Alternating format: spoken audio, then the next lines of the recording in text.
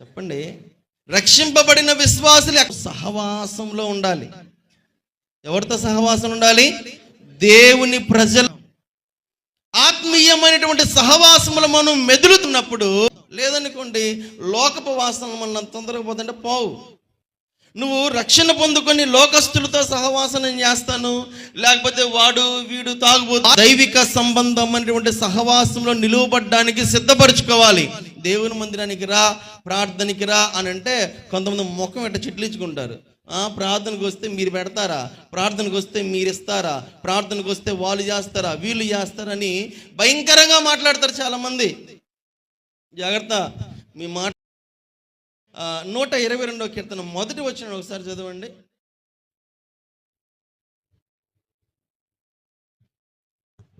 యెహోవా మందిరమునకు వెళ్ళుదమని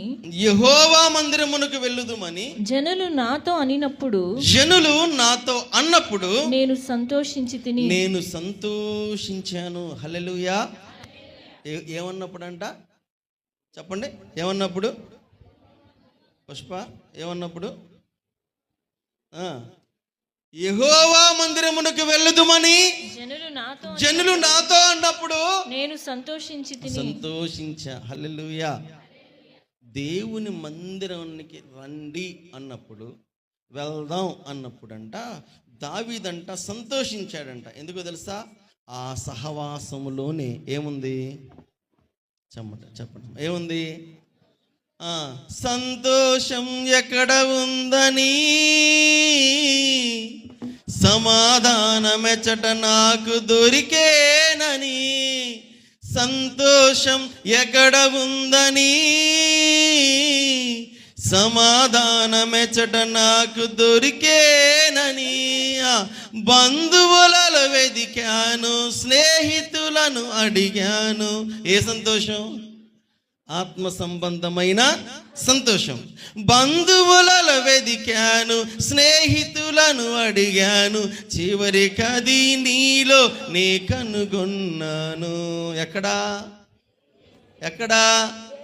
దేవునిలో. హల్లెలూయా. దేవుని గూర్చిన మాటలు, దేవుని గూర్చిన సంభాషణ, దేవుని గూర్చిన ఆరాధన, దేవుని గూర్చినటువంటి వాక్యం, దేవుని గూర్చినటువంటి వాతావరణం ఎక్కడ మనకు దొరికిద్ది అంటే దేవుని మందిరంలో. హల్లెలూయా. ఎక్కడండి? దేవుని మందిరంలో. మన దగ్గర మనం కూర్చుందాం, ప్రార్థన చేసుకుందాం రండి, మనం బలపడదాం రండి అని అనుకున్నాం అనుకోండి, కాసేపు ప్రార్థన చేస్తాం. తర్వాత మన వ్యవహారం, మన ఆలోచన, మన మాటలు మారిపోతాయి. చిన్నగా దైవిక సంబంధమైన అంశాల్లో నుండి ఆడికి వెళ్ళిపోతాయి. చెప్పండి, ఆడికి వెళ్ళిపోతాయి. ఆత్మలో లోపాలను ఎదిగేదానికి వెళ్ళిపోతాయి. వాళ్ళు అట్టున్నారు తెలుసా, మొన్న అట్టన్నారు తెలుసా, మొన్న ఇట్టన్నారు తెలుసా. ఈ ఎక్కడ ఉండవు? దేవుని మందిరంలో ఉండవు. హల్లెలూయా. దేవుని మందిరంలో ఈ మాటలు మాట్లాడడానికి భయపడతాం మనం. అందుకనే దేవుని మందిరమును మనం విడిచిపెట్టకూడదు. విడిచిపెట్టామా అపవాది కబలించడానికి సిద్ధంగా ఉంటాడు. కాబట్టి నా ప్రియ దేవుని బిడ్డలారా, ఎక్కడెక్కడో మనం వెతికితే ఎక్కడ మనకు సంతోషం దొరకదంట. ఎక్కడ దొరికిద్ది? దేవుని మందిరంలో. హల్లెలూయా. దేవుని మందిరంలో మనకు సంతోషం దొరుకుతుంది. దేవుని మందిరంలో మనకు ఆనందం దొరుకుతుందని ఒక రాజు మాట్లాడుతున్నాడండి. ప్రజలు నన్ను అన్నారు, వెళ్దాము దేవుని మందిరానికి అంటే నేను చాలా సంతోషించా. ఎందుకు? ఒక రాజు ఆ విధంగా సంతోషించాల్సిన అవసరం ఏముంది? దావీదు ఎందుకు సంతోషిస్తున్నాడంటే అక్కడ శరీర సంబంధమైన విషయాలు కాకుండా ఏ విషయాలు మాట్లాడుకుంటారు? ఆత్మ సంబంధమైన విషయాలు మాట్లాడుకుంటారు. హల్లెలూయా. శరీరం బలహీనమే కానీ ఆత్మ ఎప్పుడు కూడా ఎలా ఉంటుంది? సిద్ధంగా ఉంటుంది, సంతోషంగా ఉంటుంది. దేవుని మాటలు స్వీకరించడానికి ఆత్మ ఎల్లప్పుడూ సిద్ధంగా ఉంటుంది. కూడుకోవాల్సింది ఎక్కడ? చెప్పండి, ఎక్కడ? దేవుని మందిరంలో. హల్లెలూయా. ఎక్కడ కూడుకోవాలి? దేవుని మందిరంలో. అదే కీర్తన గ్రంథం 26వ అధ్యాయము 26 8వ వచనం చూడండి. 26:8 యెహోవా నీ నివాస మందిరమును నీ నివాస మందిరమును నీ తేజో మహిమ నిలుచు నీ స్థలమును తేజో మహిమ నిలుచు స్థలమును నేను ప్రేమించుచున్నాను. ప్రేమించుచున్నాను. హల్లెలూయా, హల్లెలూయా. ఏంటిదంట ఆ మాట అండర్లైన్ చేసుకోండి. యెహోవా నీ నివాస మందిరమును నీ తేజో మహిమ నిలుచు స్థలమును నేను ప్రేమిస్తున్నాను. హల్లెలూయా. దేన్ని ప్రేమిస్తున్నాడంట చెప్పండి. దావీదు దేన్ని ప్రేమిస్తున్నాడంట చెప్పండి అమ్మా. దేన్ని ప్రేమిస్తున్నాడంట? దేవుని మహిమ నిలుచు స్థలమును ప్రేమిస్తున్నాడంట. అంటే దేవుని మందిరాన్ని గురించి మన ఆలోచన మన ఆత్మీయమైన స్థితిని తెలియపరిచిద్దంట. మళ్ళీ చాలామంది దేవుని మందిరం అంటే ఏముందండి మందిరంలో ఏముంది, మందిరంలో ఏముంది, వాసన మాకు మైకీయుడు, వాసనే మాట్లాడుకుంటూ ఉంటాడు, లేకపోతే ఇంకొకళ్ళు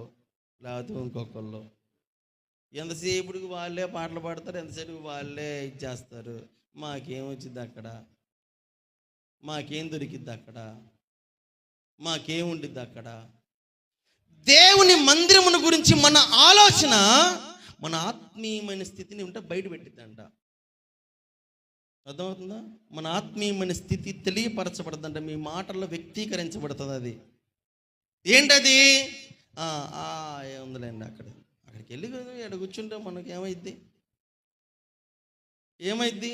సహవాసంలోనికి రావడానికి కష్టపడతాం, సహవాసంలోనికి రావడానికి ఇబ్బంది పడిపోతాం, సహవాసంలోనికి రావడానికి చాలా బాధపడిపోతాం మనం. మందిరమును మేము విడిచిపెట్టము. ఈ మాట ఎవరు చెప్తున్నారంటే భయంకరమైన స్థితిలో ఉండి అసలు ఎప్పటికీ మేము ఇంకా మందిరాన్ని చేరుకోలేమేమో అన్నటువంటి స్థితిలో ఉన్నటువంటి ఇశ్రాయేలీయులు నెహమ్యా వచ్చి వారిని బలపరిచిన తర్వాత వాళ్ళు చెప్తున్న మాట ఇది. హల్లెలూయా. ఏం విడిచిపెట్టకూడదు చెప్పండి గట్టిగా. ఏం విడిచిపెట్టకూడదు? దేవుని యొక్క బిడ్డల సహవాసమును విడిచిపెట్టకూడదు. ఏ సహవాసాన్ని విడిచిపెట్టకూడదు చెప్పండి గట్టిగా. ఏ సహవాసాన్ని విడిచిపెట్టకూడదు? దేవుని బిడ్డల యొక్క సహవాసమును విడిచిపెట్టకూడదు. అది నీకు ఎక్కడ దొరుకుతుందంటే దేవుని మందిరంలోనే దొరుకుతుంది. దేవుని మందిరములో ఆ ఆశీర్వాదము దాచిపెట్టబడి ఉంది. నా ప్రియ దేవుని బిడ్డలారా, చాలా జాగ్రత్తగా గమనించండి. 55వ కీర్తన 14వ వచనంలో కూడా ఆయన అంటాడు ఈ మాట. చూడండి, 55వ కీర్తన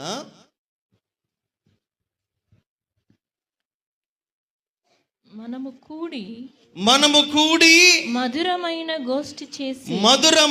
గోష్ఠి చేసి ఉన్నవారము ఉత్సవమునకు వెళ్ళు సమూహముతో దేవుని మందిరమునకు పోయి ఉన్నవారము. ఎక్కడికంట? ఉత్సవము చేయు సమూహముతో ఎక్కడికి వెళ్ళామంట? దేవుని మందిరమునకు. హల్లెలూయా, హల్లెలూయా. ఇక మనలో చాలా మంది దేవుని మందిరానికి వచ్చిన తర్వాత నిన్న ఎవరో పాస్టర్ గారు అంటున్నారు, పాస్టర్ గారు సాయిల్ అన్న గారు, ఆయన పాటలో చెప్తా ఉన్నాడు ఈ మాట. ఏమంటారంటే జనాలంట మందిరానికి వచ్చినప్పుడు తాబేలాగా వస్తారంట. ఎలాగా? పోదాంలే, చిన్న పాటలాగా పాడుతున్నారు, అదేగా పాడుతున్నారు, పోదాంలే. ఏ టైంకి వెళ్దాం? పరలోక ప్రార్థన చేసే టైంకి వెళ్దాం, ఆమెను చెప్పే టైంకి ఆ నుంచి వచ్చేద్దాం. కానీ అది కూడా చాలామందికి చాలా భారంగా ఉంటుందండి. ఏంటిది? పరలోక ప్రార్థన చేసి ఆమెను చెప్పేదాకా కూడా చాలామంది భారం, గబక్కలు లేచి వెళ్ళిపోతుంటారు చాలామంది. నా ప్రియ దేవుని బిడ్డలారా, ఆయన అంటాడు ప్రార్థనకు వచ్చేటప్పుడు చాలామంది తాబేల్లాగా వస్తారంట, వెళ్ళేటప్పుడేమో జింకల్లాగా వెళ్ళిపోతారంట. ఎట్లాగా? జింకల్లాగా. ఆయన ఏమంటున్నాడంటే ప్రార్థనకు వచ్చేటప్పుడేమో ఎలా రావాలంట? జింకల్లాగా రావాలంట. వెళ్ళేటప్పుడు ఎలా వెళ్ళాలంట? ఎలా వెళ్ళాలంటే అందరికి పలకరించుకొని, అందరికీ వందనాలు చెప్పుకొని, ప్రేమగా అసలు మనం ఒకరి మొక్కలు ఒకరు చూసుకోం. మనం చూస్తారా? ఆ ముఖం చూస్తే ఏమొచ్చింది, ఈ ముఖం ఏం చూసింది, అలా తయారైపోయింది. అలాగా తయారైపోయింది సంఘం. అలాంటి పరిస్థితులు తెచ్చుకోమాకండి. సంఘములో ప్రేమ, సమాధానము, క్షమాపణ, సఖ్యత ఇవి నిలిచి ఉండాలి. నిలిచి ఉండాలి. అందుకనే వెళ్ళేటప్పుడు అంటే అందరితో ఏం చెప్పుకోవాలి? చెప్పండి అమ్మా, ఏం చెప్పాలి? వందనాలు చెప్పుకోవాలి. అసలు నేను ఇక్కడ ప్రార్థన చేసి కళ్ళు తెరిచినప్పుడు ఎవరు ఉండరేడా? అసలు ఎవరు ఇక్కడ ప్రేయర్ చేసుకున్నారంటే వాళ్ళు ప్రార్థన చేసి కింద అసలు ఈ పట్టణ మడి తీసే వాళ్ళు ఉంటే మనోళ్ళు అయితే అసలు ఇంకా చిరత పుల్లు కన్నా వేగంగా వెళ్ళిపోతారు మనోళ్ళు. ఉండి ప్రేమగా మాట్లాడుకోవడం. దేవుని మందిరానికి వచ్చేది ఎందుకంటే ఏదో ఆచారం, మనం ఆచారంగా రావాలి, ఆచారంగా వెళ్ళిపోవాలి అంతే. ఇంకొంతమంది అయితే అంటి ముట్టనట్టుగా ఉంటారు. కొంతమంది అయితే అమ్మ వీళ్ళతో మాట్లాడితే అమ్మ అట్లా అంటే అంటుకుంటే అట్ట అమ్మ నేను పరిశుద్ధి, నేను పవిత్రుని, వీళ్ళతో మాట్లాడేది. మందిరానికి వచ్చే వాళ్ళంతా ఎవరు? దేవుని బిడ్డలు. చెప్పండి, ఎవరో? దేవుని బిడ్డలు. నువ్వు ప్రేమగా నీ ప్రేమను చూపిస్తే ఏముంటుంది అక్కడ? ఏం నిలిచి ఉంటుంది? ప్రేమ నిలిచి ఉంటుంది. హల్లెలూయా.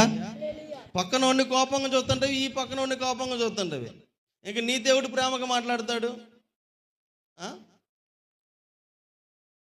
మందిరంలో మనకి ఎక్కలేని కోపం వచ్చేసేస్తే, ఎక్కలేని ఉగ్రత మనలోనికి వచ్చేసేస్తే నీది ఎవడు ప్రేమగా మాట్లాడతాడు? అప్పుడు నీ అంతటి ఉంటా, అబ్బాయి ఎందుకు లేడతా వాడితే ఎందుకులా మాట్లాడటం ఏమండి? అప్పుడు దేవుని బిడ్డలారా, మందిరమును విడిచిపెట్టమంటే అక్కడ ఎక్కువ సమయాన్ని మనము దేవుని మందిరంలో గడపడం నేర్చుకోవాలి. హల్లెలూయా. ఎక్కడ? దేవుని మందిరంలో సమయాన్ని గడపడం నేర్చుకోవాలి. మేము మా ఇంట్లో కూర్చొని ప్రార్థన చేసుకుంటామండి. మేము ఇంకేడకి రాము. అలా ఆదివారం కాబట్టి ఖచ్చితంగా రావాలి కాబట్టి వస్తాం అనుకునే వాళ్ళు చాలామంది ఉంటారు. తప్పు. విశ్వాసికి సహవాసమే బలం.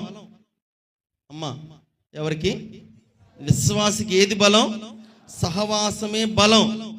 నీ మందిరములో ఉన్న విశ్వాసులతో కలిగి ఉన్న సహవాసం నిన్ను ఎంతగానో బలపరుస్తుంది.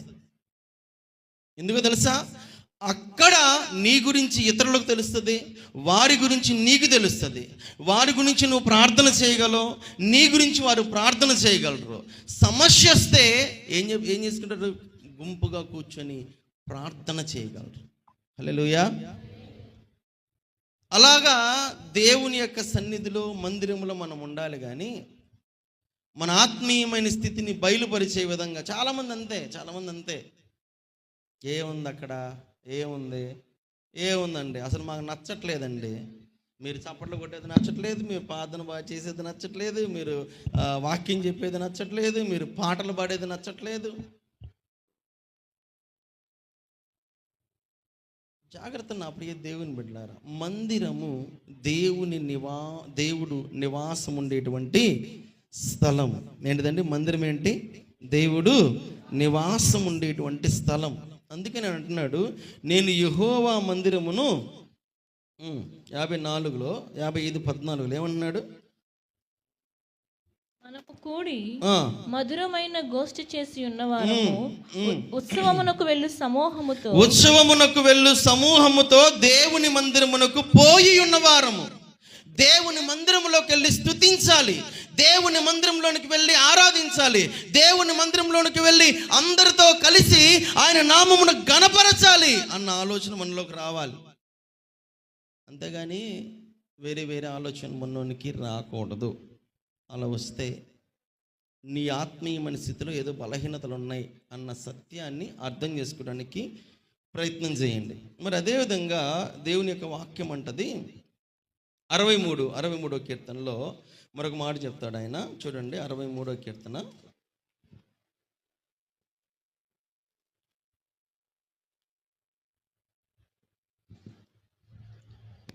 ఇక్కడ దావీదు ఈ మాట అంటున్నాడు. ఎక్కడుండి అంటున్నాడు తెలుసా?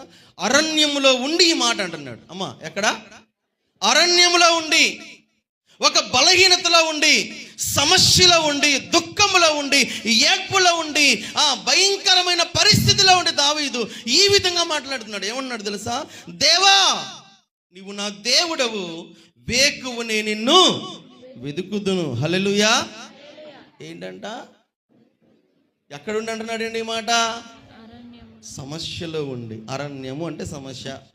సమస్యలో ఉండి ఈ మాట మాట్లాడుతున్నాడు. ఏమంటున్నాడు? దేవా, నీవు నా దేవుడవు, వేకువనే నేను నిన్ను వెతుకుదును. హల్లెలూయా.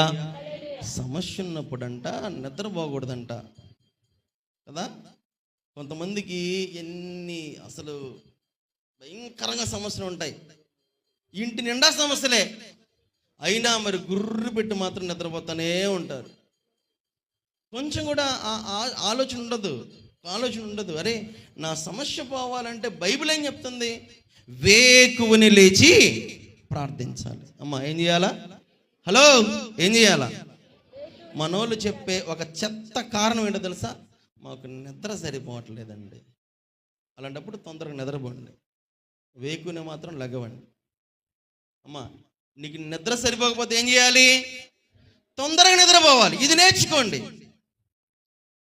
దేవునిని పక్కన పెట్టేసేసి తెగింపు మాత్రం చేయమాకండి. మనలో చాలా మంది ఈ విధానంలో ఉన్నారు. నాకు నిద్ర సరిపోవట్లేదు కూడా ప్రార్థన అనుకుంటా. ఎంత వెర్రి మాట ఇది, ఎంత వెర్రి ఆలోచన ఇది. వేకువనే లేచి దేవుని దగ్గర కనిపెట్టేటువంటి విధానం నేర్చుకోకపోతే, దేవుని దగ్గర నేర్చుకోకపోతే ఎంత బలహీనుడు వైపో అర్థం చేసుకోండి. నీకు అవకాశం దొరకదు, మళ్ళీ ప్రార్థన చేస్తావు కానీ మృక్కుబడిగానే చేయగలవు ప్రార్థన. కానీ వేకువనే లేచి చేసే ప్రార్థనలో దేవునితో కొంత సమయాన్ని నువ్వు కేటాయించడానికి, గడపడానికి అవకాశం ఉంటుంది. కాబట్టి వేకువనే లెగవాలి కదా. మన శరీరాన్ని కాపాడుకోవడానికి పొద్దున్నే డాక్టర్ గారి దగ్గరికి వెళ్తే, అయ్యా నీకు షుగర్ ఎంత ఉంది, బీపీ ఎంత ఉంది, కొలెస్ట్రాల్ ఎంత ఉంది, కాబట్టి నువ్వు పొద్దున్నే 5 గంటలకల్లా లేచి ఒక 10 రౌండ్లు వేస్తే కానీ నీకు జబ్బు తగ్గదంటే మనం ఏం చేస్తాం? 4 గంటలకు లేచి కూర్చుంటాం కదా. ఇక్కడ శరీరం కాదు, నిత్యము బలహీనమైపోయి నరకంలోకి వెళ్ళినట్టు ఆత్మ గురించి దేవుడు మాట్లాడుతున్నాడు. నీ ఆత్మ బలపరచబడాలిగా, నీ ఆత్మ ఆరోగ్యంగా ఉండాలిగా, నీ ఆత్మకు ఆహారం పెట్టాలిగా, నీ ఆత్మ ఆత్మీయంగా ఉజ్జీవంగా ఉండాలిగా, సంతోషంగా ఉండాలిగా. అంటే ఏం చేయాలి? వేకునే ఆత్మను కూడా ఏం చేయాలి? వేకప్ చేయాలి. లగవం మనల్ని చాలామంది సిద్ధపరచుకొని దేవుని ఎదుట ప్రార్థించడానికి అడగం. అదే ఉంటే నాకు ఒళ్ళు నొప్పులండి, నాకు ఆ నొప్పులండి, ఈ నొప్పులండి. ఎంత బుద్ధిహీనత అండి. ప్రార్థించడానికి ఎందుకు లేవలేదంటే వెధవ కబుర్లు చెప్పేవారు చాలామంది. ఎంత బుద్ధిహీనత. జాగ్రత్త, జాగ్రత్త. నీకు ఇక్కడ సహవాసం లేదు, అక్కడ సహవాసం లేదు. మరి ఎలా బలపడతావు? ఎలా దేవుళ్ళు నిలబడతావు? ఎలా దేవుని యొక్క కృప మన మీద నిలిచి ఉంటుంది? నా ప్రియ దేవుని బిడ్డలారా, ఆయన అంటున్నాడు, దేవా నా దేవుడవు నీవే, వేకువనే నేను నిన్ను వెదుకుదును, నీ బలమును నీ ప్రభావమును చూడవలనని పరిశుద్ధాలయమందు నేనెంతో ఆశతో నీ తట్టు కనిపెట్టి ఉన్నాను. హల్లెలూయా. ఎక్కడంట చెప్పండి, ఎక్కడ? నీ బలమును నీ ప్రభావమును చూడవలనని పరిశుద్ధాలయమునందు నేనెంతో ఆశతో కనిపెట్టుకుని ఉన్నానంట. దేవుని మందిరంలో సమస్యలో ఉన్నప్పుడు కనిపెడుతున్నాడంట. ఆయన బలము చూడడానికి. మనకు సమస్యలున్నా దేవుని మందిరాన్ని సరిగ్గారాం, మనకి ఇబ్బందులున్నా దేవుని మందిరాన్ని సరిగ్గారాం, పైపెచ్చి మరి కొన్ని కారణాలు వెతుకుతాం. ఏమని పాస్టర్ గారు అడిగితే ఏ సమాధానం చెప్పాలి? ఇది రెడీగా పెట్టుకోవాలి మనం. ఎందుకయ్యా ప్రార్థనకు రాలేదు? అన్న రాత్రంతా అసలు నిన్నంతా ఏం కారణం చెప్తారండి? ఒక రోజుకి కారణాలన్నీ అయిపోతాయి. అప్పుడేం చెప్తాం? ఏం చెప్పలేం. జాగ్రత్త. దేవుని మందిరంలో మనము ఎందుకు ఉండాలంటే మన సమస్యలకు పరిష్కారము దొరికేటువంటి స్థలం అదే. హల్లెలూయా. ఎక్కడ చెప్పండి? ఎక్కడ? దేవుని మందిరంలో. ఎందుకు ఈ దావీదు అసలు నాకు దేవుని మందిరం అంటే చాలా ఇష్టం, దేవుని మందిరం అంటే చాలా ఇష్టం, దేవుని మందిరం అంటే చాలా, అక్కడ ఆయనకి ఏదో ప్రపంచంలో దొరకనటువంటి నెమ్మది అక్కడ దొరుకుతుంది ఆయనకి. ఎక్కడ? దేవుని మందిరంలో. ప్రార్థనకి ఎందుకు రాలేదంటే కారణాలు చెప్పేటువంటి వారు మనం. కానీ ఒక మహారాజు అయితే దేవుని మందిరంలో నాకు స్థలం దొరికితే బాగుండు అని కేకలేసుకుంటున్నాడు ఆయన. హల్లెలూయా. కాబట్టి నా ప్రియ దేవుని బిడ్డలారా, ఆదిమ సంఘం బలము పొందుకోవడానికి, ఆదిమ సంఘం ప్రభావము కలిగి నిలబడడానికి కారణం ఏంటో తెలుసా? ఒకసారి చూడండి, ఆ అపోస్తల కార్యముల గ్రంథం 2వ అధ్యాయం 2వ అధ్యాయం 42వ వచనం. వీరు అపోస్తలుల బోధ యందును సహవాసమందును రొట్టె విరుచుట యందును ప్రార్థన చేయుట యందును ఎడతెగక ఉండిరి. ఎక్కడంట? అపోస్తలుల బోధలో. ఎక్కడ ఉండాలి మనం? చెప్పండి అమ్మా, ఎక్కడ ఉండాలా? మన యొక్క హృదయానికి, మన చెవులకి, లేకపోతే మన యొక్క ఆలోచనలకి అన్నిటికీ అనుగుణంగా ఉండేటువంటి బోధలో కాదు. ఏ బోధలోకి రావాలి మనం? అపోస్తలుల బోధ. అందరూ చెప్పండి, ఏ బోధలోకి? బోధ యందును, ఇంకోటి ఏంటి? సహవాసములో. హల్లెలూయా. సహవాసంలోకి రావాలంటే మనకు ఒక ఆలోచన ఉండదు, నేను అసలు ఎంత ఆత్మీయత, ఎంత ఎత్తులో ఉన్నాను తెలుసా, నాతో వీళ్ళు సరిపోయిన వాళ్ళ, నాతో వీళ్ళు సరిపోల్చగలిగిన వాళ్ళ, నాతో వీళ్ళు ఎక్కువలా. ఇది మనం చూసుకునేది. మనకు కొంచెం ప్రార్థన రాగానే, కొంత భక్తి అలవాటు అవగానే, కొంత నడవడిక మనకు అలవాటు కాగానే ఆత్మీయమైన గర్వం అనేది ప్రవేశిస్తుందంట మనుషుల్లోనికి. ఏంటిది? చెప్పండి గట్టిగా, ఏంటిది? ఆత్మీయ గర్వం. నేనే ప్రార్థన చేయగలను, నేనే ఇది చేయగలను, నేనే ఇలా చేయగలను, నాకే తెలివితేటలు ఉన్నాయి. కాదండి. సంఘమంట సహవాసంలో నిలబడాలంట. ఎక్కడ నిలబడాలి అంటే మనం ఎక్కడ ఉండాలి? సహవాసం నిలబడాలంటే ఎక్కడ ఉండాలి? దేవుని మందిరంలో ఉండాలి. ఎక్కడ ఉండాలా? దేవుని మందిరంలో. సహవాసములో నువ్వు నిలబడాలంటే దేవుని మందిరంలోనికి రావాలి, దేవుని మందిరంలో కూర్చోవాలి. దేవుని మందిరములోనే మనకు ఆశీర్వాదము దాగి ఉంది. అందుకనే అక్కడ అపోస్తలులు సహవాసములోను, రొట్టె విరుచుట యందును, ప్రార్థన చేయుట యందును ఎక్కడున్నారు? ఎడతెగకుండా ఉన్నారంట. అంటే వారు ఒక కనెక్షన్లో ఉన్నారు, ప్రార్థించుటలో ఉన్నారు, సహవాసంలో ఉన్నారు, బోధలో ఉన్నారు. ఇంకా మనం కొంచెం కిందకు వస్తే 46-47 వచ్చిన చదవండి అమ్మా. మరియు వారేక మనస్కులై. అబ్బా, ఏంటిదంట? వారు ఏక మనస్కులై. హల్లెలూయా. ఏంటిదంట అండి? చెప్పండి గట్టిగా, ఏంటిదంట? ఏక మనస్సు. నెపాలు చెప్పుకునే మనసు కాదు, అది ఇదని మాట్లాడుకునే మనసు కాదు, ఒకళ్ళ మీద ఒకళ్ళు కపటమైన ఆలోచన చేసుకునే మనసు కాదు. ఏ మనస్సు అంట? ఏక మనస్సు. చెప్పండి, ఏంటిదండి? ఏక మనస్కులై ప్రతి దినము దేవాలయములో తప్పక కూడుకొనుచు. హల్లెలూయా. ఎక్కడండి? చెప్పండి, ఎక్కడ? దేవాలయంలో. దేవాలయములోనే ఆశీర్వాదము కానీ, బలము కానీ, శక్తి కానీ, సంతోషము కానీ, ఆనందము కానీ దొరికేది దేవాలయములో మనము కలిగి ఉన్న సహవాసములో. ప్రార్థన అనగానే స్టార్టింగ్ ప్రార్థనలు కూర్చుంటారు, పాటలు పాడేదాకా కూర్చుంటారు. ఎందుకు వెళ్ళిపోతారో తెలియదు, ఎక్కడికి పోతారో కూడా తెలియదు, ఎందుకు వెళ్తారో తెలియదు, ఎక్కడికి పోతారో కూడా తెలియదు. అంతకాడికి మందిరానికి రావడం దేనికి? మీ ఇంట్లోనే కూర్చోండి. మీరు ఇక్కడికి వచ్చి బయట తిరిగే పని అయితే బయట తిరగని అవసరంలా, మీరు మీ ఇంట్లో కూర్చోవచ్చు. మీ ఇంటి దగ్గర అయితే మీకు ప్రశాంతంగా ఉంటుంది, హ్యాపీగా ఉంటుంది కదా. కావాలి ఏసీ ఉంటుంది, ఫ్యాన్ ఉంటుంది, మీకు కావాల్సిన డబుల్ కాటు మంచం ఉంటుంది. మందిరంలోకి వచ్చి అటు ఇటు తిరగడం ఇది మంచి పద్ధతి కాదు. ఎవరికైనా సరే, మీలో ఎవరికైనా సరే దేవుని మందిరంలో కూర్చునే పని అయితే కూర్చోండి. ఎందుకంటే మనం వచ్చి కేటాయించేది గంటన్నర, మహా అయితే 2 గంటలు.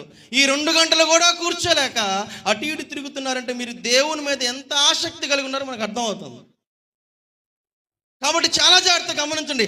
సహవాసంలో కూర్చోవడం నేర్చుకోండి, సహవాసంలో నిలబడడం నేర్చుకోండి.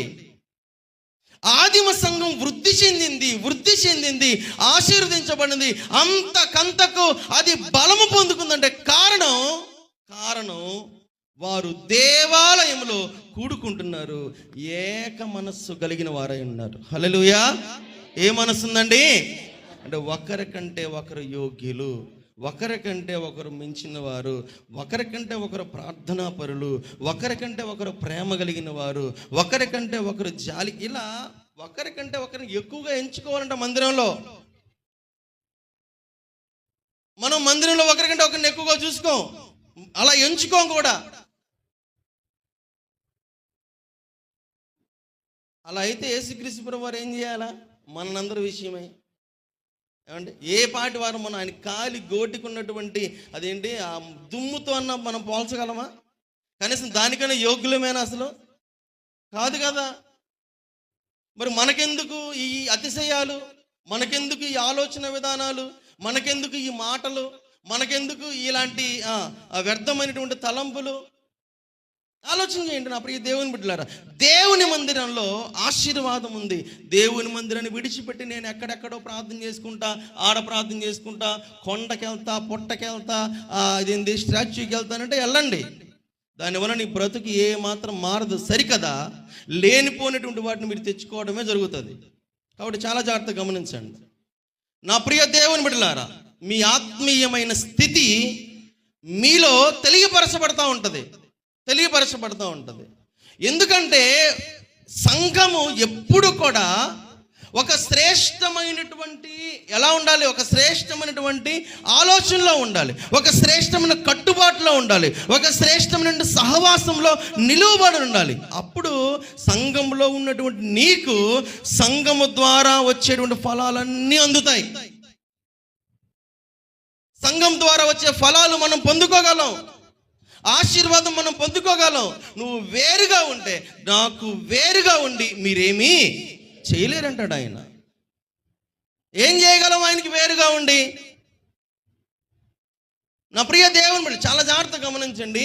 నీ చేతుల నుంచి ఒక వేలు కట్ అయిపోయి కింద పడిందండి, దానికి జీవం ఉండిద్దా ఉండదా? చెప్పండి గట్టిగా, ఉండిద్దా ఉండదా? నీ చేతిలో నుంచి వేలు కట్ అయిపోయి కింద పడిపోతే అది పనికిరానిదే కానీ పనికొచ్చేది అయిపోయిద్దా? పనికిరాదు. దేనికి పనికిరాదు. అది తీసి ఏం చేయాలా? పారవేయాల్సిందే. కానీ నిలిచి ఉంటేనే జీవం, నిలిచి ఉంటేనే ఆశీర్వాదం, నిలిచి ఉంటేనే ఫలింపు. కాబట్టి సంఘము ఏం చేయాలంటే దేవుని మందిరమును విడిచిపెట్టక దేవుని మందిరములో వచ్చే ఆశీర్వాదాన్ని పొందుకోవడానికి సిద్ధపరచుకోవాలి. సహవాసంలో పాలిభాగస్తులవుతూ ఉండాలి. ఆధ్యాత్మికంగా బలము పొందుకునేటువంటి వారిగా ఉండాలి. తీరిక దొరికినప్పుడల్లా మందిరంలో కూర్చోవడం నేర్చుకోవాలి. మనం సమయం దొరికినప్పుడు దేవుని మందిరంలో కూర్చోవడం నేర్చుకోవాలి. నేను అనుకున్నాను ఇదివరకు, అప్పుడప్పుడు పెద్ద చర్చి వైపు వెళ్ళినప్పుడు కొంతమంది మందిరంలో కూర్చొని ఉండేవాళ్ళు, చాలామంది ఉండేవాళ్ళు. మధ్య వయస్సు కలిగినటువంటి వారు, వృద్ధులు, కుర్రపిల్లలు చాలామంది. అంటే అది ప్రార్థనా సమయం కాదు అయినప్పటికి కూడా కూర్చొని కొంతమంది వ్యక్తిగతంగా ప్రార్థన చేసుకుంటూ ఉండే. ఎందుకు వీళ్ళకి ఇంటి దగ్గర ఏం పని ఉండదా, ఎందుకు ఇలా ప్రార్థన చేసుకుంటున్నారు అని అనుకునేవాడిని. రక్షణ లేనప్పుడు, నాకు దాని గురించి పూర్తిగా తెలియనప్పుడు.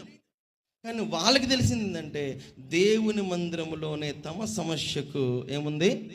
సమాధానం ఉంది, పరిష్కారం ఉందని వాళ్ళకి తెలిసింది. కనుక అక్కడికి వెళ్తున్నారు, మొరపెడుతున్నారు, ఏం పొందుకుంటున్నారు? సమాధానం పొందుకుంటున్నారు. బలం వస్తుందండి సంఘంలో. మనం చేర్చబడినప్పుడు సహవాసంలోకి వస్తే, అయ్యా నా కోసం ప్రార్థన చేయి, నా కోసం ప్రార్థన, నా కుటుంబం కోసం ప్రార్థన చేయి, ఎందుకు ఇలాంటి సమస్యలు ఉన్నాయి, ఇలాంటి అప్పుల బాధలు ఉన్నాయి, ఇవన్నీ చెప్పుకుంటే నీతో పాటు కలిసి ఒక సమూహం ప్రార్థన చేస్తుంది. హల్లెలూయా. అప్పుడు దైవిక సంబంధమైనటువంటి కార్యం అనేది అక్కడ జరుగుతుంది. ఆది అపోస్తలుడు చేసింది అదే, ఆదిమ సంఘం చేసింది అదే. ఇంకేమంటున్నాడు చూడండి, 52వ అధ్యాయం 46-47 ఏమంటున్నాయి? ప్రతిదినము దేవాలయంలో తప్పక కూడుకొనుచు ఇంటింట రొట్టె విరుచుచు దేవుణ్ణి స్తుతించుచు ప్రజలందరి వలన దయనొందిన వారై ఆనందముతోను నిష్కపటమైన హృదయముతోను ఆహారము పుచ్చుకొనుచుండిరి. మరియు ప్రభు రక్షణ పొందుచున్న వారిని అనుదినము వారితో చేర్చుచుండెను. హల్లెలూయా, హల్లెలూయా. ఏం చేస్తారంట? దేవాలయంలో అంటే దేవుని కార్యం జరుగుతూ ఉంటే అనేకులు ఆకర్షింపబడి సంఘముతో చేర్చబడుతున్నారంట, సంఘముతో సమకూర్చబడుతున్నారంట. రక్షణ పొందుచున్న అనేకులు సంఘముతో చేర్చబడుతూ ఉండిరి. రావాలి, రక్షణ పొందుకుని మా ఇంట్లో పటం పెట్టుకుంటే కుదరదు. ఏం చేయాలా చెప్పండి అమ్మా, ఏం చేయాలి? దేవుని సన్నిధిలో పరిగెడుతుంటారండి. దేవుని మందిరానికి చాలామంది పరిగెడుతూ ఉంటారు. అమ్మో సమయం అయిపోయిద్దేమో, అమ్మో ప్రారంభించేస్తారేమో, అమ్మో అసలు మనలో మచ్చుకైనా తొందరగా వెళ్దాం, గబగబా వెళ్దాం, మందిరానికి వెళ్దాం, త్వరగా పనులు చేసుకోవాలి అన్న ఆలోచన చాలామందిలో లేదు. అసలు ఆదివారం కూడా యథాప్రకారం ఎలాగా దానియేలు కనుక యథావిధిగా వెళ్ళి కిటికీలు తెచ్చి ప్రార్థన చేసినట్లుగా ఆదివారం పూట కూడా యథాప్రకారంగా లేచే విధానాలు మనలో చాలా మందిలో ఉన్నాయి. పరిగెట్టండి, ఇప్పుడు దాకా చేసింది చాలు, ఇప్పుడు దాకా నడిచింది చాలు. సంఘములో సమకూర్చబడ్డం నేర్చుకోండి, సంఘములో కూడుకోవడం నేర్చుకోండి. కారణాలు చెప్పమాకండి. లేని నీ ఎలాంటి కారణం ఏ హృదయంతో నువ్వు చెప్తున్నావో దేవునికి తెలియదా? తెలియదా? ఖచ్చితంగా తెలుసు. దేవుని సన్నిధిని వెనకేసి నువ్వు చేసే కార్యాలన్నీ కూడా దేవుడికి తెలుసా తెలియదా? తెలుసు. మరలా చెప్తాను, దానివలన నీకు జీరో ప్రయోజనం, ఏ ప్రయోజనం ఉండదు. నీకు ఇన్స్టెంట్గా ఏదన్నా కనబడొచ్చేమో దానివలన ఆశీర్వాదం, లేకపోతే నువ్వు ఎగ్గొట్టి దేవుని మందిరాన్ని ఎగ్గొట్టి అక్కడికి వెళ్ళడం వలన, లేకపోతే ఏదైనా చేయడం వలన ఇన్స్టెంట్గా నీకు ఏదైనా కనపడొచ్చేమో, కానీ అది పర్మనెంట్ మాత్రం కాదు. కాబట్టి చాలా జాగ్రత్తగా గమనించండి. హెబ్రీయులకు రాసిన పత్రిక 10వ అధ్యాయం 25వ వచనం అంటాడు. ఒకసారి చూడండి, హెబ్రీ 10:25. కొందరు మానుకొనుచున్నట్టుగా సమాజముగా కూడుట మానక ఒకరినొకడు హెచ్చరించుచు ఆ దినము సమీపించుట మీరు చూచిన కొలది మరి ఎక్కువగా అలాగు చేయుచు ప్రేమ చూపుటకును సత్కార్యములు చేయుటకును ఒకనినొకడు పురికొల్పవలనని ఆలోచింతుము. ఏమంటాడండి? కొందరు మానుకొనుచున్నట్టుగా సమాజముగా కూడుకొనుట మానుకోవద్దు. కొందరు మానుకుంటున్నారంట, అలాగే మీరు ఉండమాకండి అంటున్నాడు ఆయన. హల్లెలూయా. కొందరు మానుకుంటున్నారంట, సమాజంగా కూడుకోవడం మానుకుంటున్నారు, సమాజంగా చేర్చబడటం మానుకుంటున్నారు, సమయాన్ని కేటాయించడం మానుకుంటున్నారు. కానీ మీరు అలా ఎలా ఉండాలా? కొందరు మానుకుంటున్నట్టుగా సమాజంగా కూడుకునటం మానక ఒకరినొకడు ప్రార్థనకి రా, ప్రార్థనకి తొందరరా, టైం అయిపోతుంది, తొందరరా. ఏమండి ఏం చెప్పాలా?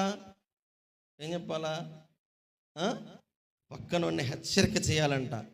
సమయం అయిపోతుంది, తొందర రండి, ప్రార్థనకి రండి, అది రండి, ఇది రండి, తొందరగా హెచ్చరిక చేయాలంట, ప్రేరేపించాలంట దేవుని మందిరానికి రమ్మని, సమాజంగా కూడుకోవడానికి రమ్మని. ఒక ఆమె నిన్ను చూస్తానే ఎదిగిది ఆత్మీయంగా. ఎవరిని? నిన్ను చూస్తానే, అబ్బా అసలు ఈ అన్న ఎంత ప్రార్థనాపరుడుగా ఉన్నాడు, అబ్బా ఈ అన్న చూసి మనం చాలా నేర్చుకోవాలి. నిన్ను వెంబడుతున్నాడు అనుకోండి, నువ్వేమో మొదట్లో చాలా బాగా భక్తి చేసావు, మంచి భక్తి చేసావు, మామూలు భక్తి కాదు అది. తర్వాత ఉండే కొంది నీలో ఆ భక్తి ఛాయలు ఏమైపోయినాయి? తగ్గిపోయినాయి. ఇప్పుడు నిన్ను చూస్తే ఎదిగాడు కదా ఒకడో, ఎవడో, ఆడికి వీళ్ళెవరు పట్ల, ఆడికి ఒకడే పట్టాడు. ఎవరైతే ఆత్మీయంగా ఉన్నాడు అనుకున్నా ఆడు. కాబట్టి ఆయన చూస్తే ఎదిగాడు కదా. ఇప్పుడు వీళ్ళ భక్తి తగ్గిపోగానే ఆటోమేటిక్గా ఏమైపోద్ది, వాళ్ళు కూడా తగ్గిపోద్ది. అన్న ప్రార్థన రావట్లేదు కదన్నా, అందుకని నాకు కూడా రాబుద్ధి కావట్లేదన్నా. వాళ్ళ తమ్ముడు రావట్లేదు, వాళ్ళ అక్క రావట్లేదు కన్నా, అందుకని నా అసలు ప్రార్థన రాబుద్ధి కావట్లేదన్నా. అన్న కోసం అక్క కోసం రామాకండి. ఎవరి కోసం రావాలి? నీ కొరకు రావాలి. హల్లెలూయా. దేవుని కోసం వస్తావా? అబ్బో, మళ్ళీ అంత త్యాగపూరితులు త్యాగధనులు ఉన్నారా? దేవుని కోసం వచ్చేవాళ్ళు మొదట నీ కోసం రండి. అందుకని ఆయన అన్నాడు, మీ కొరకును. ఏసై గురించి ఏసైని చూసి ఏడుతున్నారంటే చాలామంది. అయ్యా నువ్వెంత బాధపడుతున్నావయ్యా, ఏందయ్యా ఈ బాధ నీకు, అదేంది అమ్మా, వద్దు, మీరు చేసిందంతా నాకు తెలుసు. అందుకని మీ కొరకును మీ బిడ్డల కొరకును మీరు ఏడవండి అని చెప్పాడంటే యేసుక్రీస్తు ప్రభువారు. హల్లెలూయా. ఎందుకంటే అంతకు ముందే ఈ అమలక్కలందరూ ఏమన్నాడు తెలుసా? ఈ పాపము మా మీదను మా బిడ్డల మీదను ఉండునుగాక అన్నారు. ఎవరు ఇప్పుడు ఏడుస్తున్న వాళ్ళే. యెరూషలేము కుమార్తెలు కొంతమంది అక్కడ నిలువబడి ఆయన చూసి ఏడుస్తూ ఉంటే, అంటే కొడుతున్న బాధలను తట్టుకోలేక. మళ్ళీ చాలా మందికి ఆత్మీయంగా దుఃఖం రాదు, పక్కన వాళ్ళు చూస్తే ఏడుపు వచ్చింది. ఏంటిది?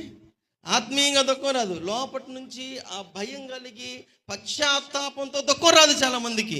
పక్కనోడు ఏడుస్తున్నా, పక్కన ఏడుస్తున్నా, ఆమె ఎందుకు ఏడుతుందో కూడా తెలియదు. ఇంక మాత్రం ఏమొచ్చేస్తాయి.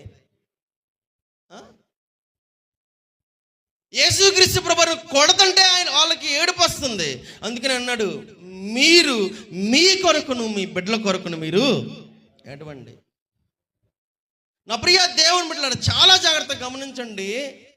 మనం ఆత్మీయంగా ఎదిగేటువంటి వారిలో మనతో ఉన్నటువంటి వారందరినీ కూడా సిద్ధపరుస్తూ మనం ఎదగాలి, దేవుని దగ్గరికి తీసుకురావాలి వారిని.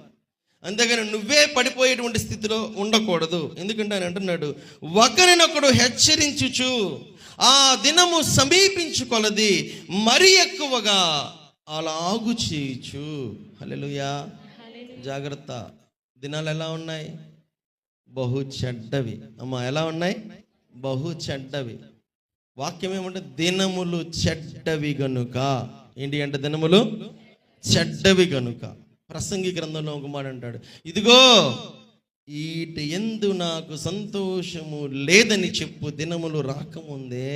ఒకసారి చూడండి 12వ అధ్యాయం ప్రసంగి గ్రంథం. ప్రసంగి గ్రంథం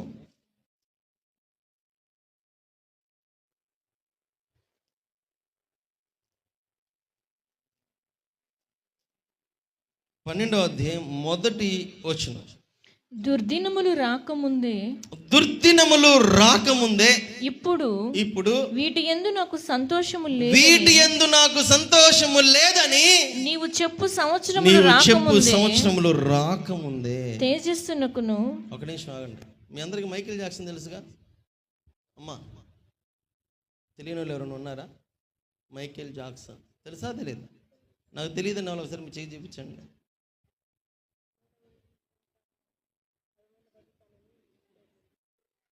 తెలుసా?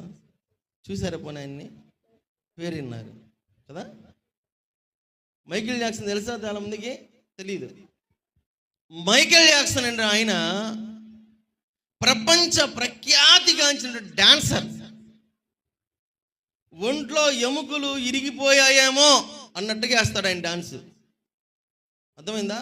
ఆయన అడుగు పెడితే కుర్రకారుకి ఊరింత, అసలు మామూలుగా కాదు, కేకలేస్తూ ఉంటారు. ఎవరిని చూసి చెప్పండి? ఎవరిని చూసి? మైకేల్ జాక్సన్ చూసి. ఆయన డాన్స్ చేస్తే ఒక అదన్నీ ఏమంటారు, ఏమంటారు ఆ స్టేట్మెంట్ చెప్పడం నాకు రావటంలా. ఆయన డాన్స్ చేస్తే అంటే ప్రపంచంలో కొన్ని లక్షల మంది మధ్యలో ఆయన డాన్స్ చేస్తుంటే అందరూ ఆ డాన్స్ని చూసి ఊగిపోతారు. అలాగా అనేక మందిని ప్రభావితం చెయ్యగలిగిన వ్యక్తి ఎవరు? Michael Jackson. ఏమండి, ఆయన ముఖం ఈ ముక్కు సమస్య అంట ఆయనకి. ఈ ముక్కు బాగు చేయించుకోవడానికి దాదాపుగా 70కి పైగా ఆపరేషన్ చేయించుకున్నాడు ఆయన, ప్లాస్టిక్ సర్జరీ. అలా చేయించుకొని చివరి ఆఖరికి ఆయన ముక్కు కూడా ఊడిపోయింది. ఎవరికి? మైకేల్ జాక్సన్కి. కొన్ని కోట్ల రూపాయల ఆస్తి, కోట్ల మంది ఏమంటారు ఫాలోవర్స్. మనకి ఫాలో కొడితే అబ్బా ఎంత సంతోషమో మనకి. మన పిల్లలు స్టేజ్లు ఎక్కి డాన్స్ వేస్తుంటే అబ్బా చీ ఉండొద్దు కొంచెం అన్న లోపల.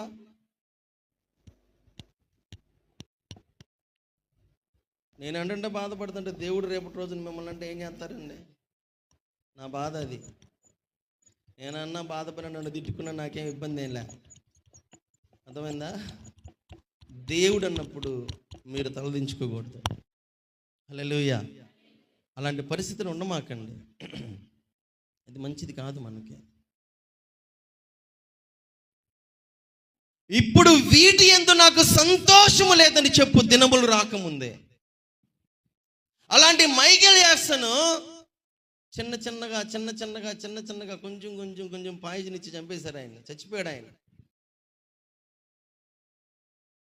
కోట్ల రూపాయలు ఆయన కింద కాలు పెట్టి ఒక ప్రోగ్రామ్కి అటెండ్ అయితే కోట్ల రూపాయలు. మన లైఫ్లో సంపాదించిన అంత డబ్బు సంపాదించాడు ఆయన. ఆయన సంపాదించిన, ఆయన చేసిన, ఆయనకు ఉన్న ఫాలోవర్స్ ఆయన ఏ మాత్రం కాపాడలేకపోయారు. ఆయనంతా ఒక భయంకరమైనటువంటి ఏమంటారంటే స్ట్రెస్లోనికి వెళ్ళిపోయాడు, డిప్రెషన్లోకి వెళ్ళిపోయాడు. అలాంటి డిప్రెషన్లోకి వెళ్ళిపోయి ఇక నేను బ్రతకలేను అన్నట్టుగా ఆయన చిన్నగా కొంచెం పాయిజన్ తీసుకుని చనిపోయాడు ఆయన. అప్పుడే దేవుని బిడ్డలారు చాలా జాగ్రత్తగా గమనించండి. నీ డ్యాన్స్ ఆయన్ని రక్షించలేకపోయింది. అనుకుంటాం ఏదో ఈ దీంట్లో భలే ఉందో, నాకు ఈ దీంట్లో బాగుంది, దీంట్లో కానీ సంతోషం మాత్రం ఎక్కడ దొరకదంట. హల్లెలూయా కదా. ఒక సినిమా చూస్తావు, నీకు ఇష్టం వచ్చిన హీరో సినిమా చూస్తావు, 3 గంటలు ఎగురుతావు. అంతకుమించి ఎగురుతున్నావు అనుకో, నీకెందుకు ఎగురుతున్నావు నీకే అర్థం కాదు. అర్థమవుతుంది నేను చెప్పేది? డోంట్ నో ఎందుకంటే తప్పదు, సంతోషం పోద్ది, ఏముంటుంది లోపల. కానీ దేవుడిచ్చే సంతోషం, సంఘములో నీకు కలిగించే సంతోషం, ఐక్యతను నీకు కలిగించే సంతోషం ఎప్పటికీ వాడబారదు. హల్లెలూయా. ఇక్కడ భక్తుడే ఉన్నాడు, నాకు అసలు సంతోషంలే. ఇప్పుడు వీటి యందు నాకు సంతోషము లేదని చెప్పు దినములు రాకముందే. ఏమంటున్నాడు?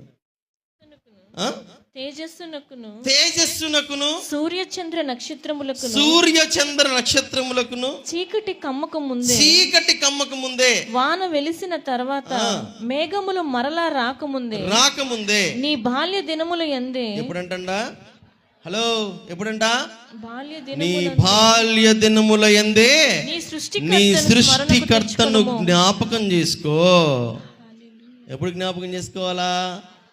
బాల్య దినములందే. హల్లెలూయా. మీ అమ్మ నిన్ను ప్రార్థన చేసుకుంటే సినిమాలేంది అని అంటే మీ అమ్మని తిట్ట మాకు. ఒకరోజు రాబోతుంది, ఆ రోజు నువ్వు సమస్యను ఎదుర్కొంటావు. అందుకని మీ తల్లి ద్వారా ఇప్పుడు నిన్ను హెచ్చరిక చేస్తున్నాడు. ఒకరోజు రాబోతుంది, అప్పుడు నువ్వు సమస్య ఎదుర్కోబోతున్నావు. అందుకని నీ దైవ సేవకుని ద్వారా నేను హెచ్చరిక చేస్తున్నాడు దేవుడు. ఒకరోజు సమస్య రాబోతుంది, ఆ సమస్యను నువ్వు ఒంటరి అయిపోతావు. అందుకని దేవుడు నిన్ను హెచ్చరిక చేస్తున్నాడు. ఈ సత్యాన్ని గుర్తెరగాలి.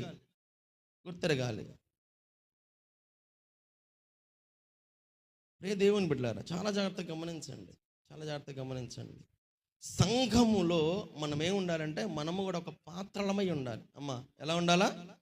మనం పాత్రలమై ఉండాలి. ఎలాంటి పాత్రలు? షట్టు నలగకుండా, మురికంటకుండా ఉండే పాత్రలు కాదు కదా. కొంతమంది వస్తారు,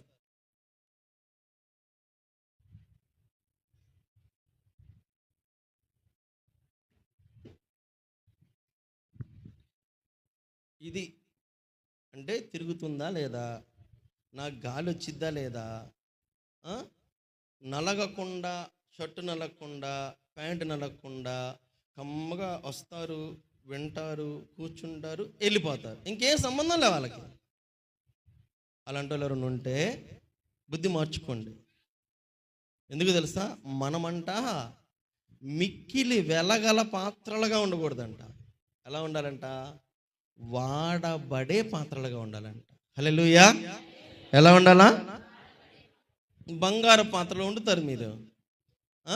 మీ అమ్మ మీకు తెచ్చిచ్చిందనుకో, బంగారు చిన్నది ఏదన్నా తెచ్చిచ్చిందనుకో, మా అమ్మ తెచ్చిచ్చిందని రోజు వండుకుంటారు, దాన్ని వండరు. పోనీ వెండి పాత్రలో ఉంచుతారా? ఉంచరు. బంగారం ఆడ ఉంటుంది, షెల్ఫ్లో ఉండుద్ది. వెండి ఆడ ఉంటుంది, షెల్ఫ్లో ఉంటుంది. కొండ ఆడ ఉంటుంది, మూకుడు ఆడ ఉంటుంది. లేకపోతే మీరు రోజు వండుకునేటువంటి ఆ కడాయి ఎక్కడ ఉంటుంది? పొయ్యి దగ్గర. ఎప్పుడు దాన్ని తవ్వుతూ ఉంటారు, ఎప్పుడు దాంట్లో వంట వండుతూనే ఉంటాడు. అది తన యజమానునికి బాగా ఉపయోగపడుద్ది. హల్లెలూయా. మన వంట సంఘానికి ఉపయోగపడేటువంటి పాత్రలుగా ఉండాలంట. హల్లెలూయా. ఎలా ఉండాలండి? చెప్పాలి గట్టిగా. ఎలా ఉండాలి? సంఘానికి ఉపయోగపడే పాత్రలుగా. గుర్తుపెట్టుకోండి, నువ్వు సంఘానికి ఉపయోగపడుతున్నావు, నిన్ను అందరూ తిడతారు. అంతేగా? నువ్వు ఉపయోగపడుతుండగా ఆ పక్కనే వేస్తావు, ఏడు పక్కనే వేస్తావు. కానీ బంగారం వాడి ఉంటుంది, అరే దాన్ని ముట్టుకోమాకండి, దాన్ని పట్టుకోమాకండి. ఎందుకు? అది స్పెషల్, అది స్పెషల్. సంఘంలో ఉండే వాళ్ళందరూ అంటే ఎలా ఉండాలంటే స్పెషల్గా ఉండకూడదంట. ఎలా ఉండాలి? వాడబడే పాత్రలు. చెప్పండి, ఎలా ఉండాలా? పనికొచ్చే పాత్రలు. ఎలా ఉండాలి? పనికొచ్చే పాత్రలుగా మనం ఉండాలి. అంతేకాని కేవలం మాటల్లో వీటిలో ఉండేవారిగా మనం ఉండకూడదు. చాలా జాగ్రత్తగా గమనించండి. ఈ ప్రపంచంలో ఇది చివరి దినాలు, చాలా స్పీడ్గా గడిచిపోతుంది ఈ దినాలు. మరి దినాల్లో అపవాది ఏం చేస్తాడో తెలుసా? ఎవరిని ఎప్పుడు ఎలా పట్టుకుందామా అని చాలా వేగంగా పనిచేస్తున్నాడు వాడు, చాలా వేగంగా, చాలా వేగంగా. అందుకని తిమోతికి పౌలు గారు కొన్ని హెచ్చరికలు చేశాడు. సో నేను ఊరికి గుర్తు చేస్తాను వాటిని. దయచేసి తిమోతికి రాసిన 2వ పత్రిక తీయండి, 3వ అధ్యాయము.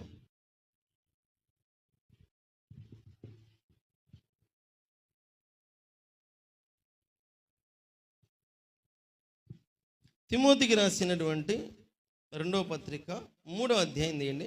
1వ వచనం నుండి నేను చదువుతున్నాను, కొంచెం స్పీడ్గా చదువుతాను, దయచేసి మీరు చూడండి.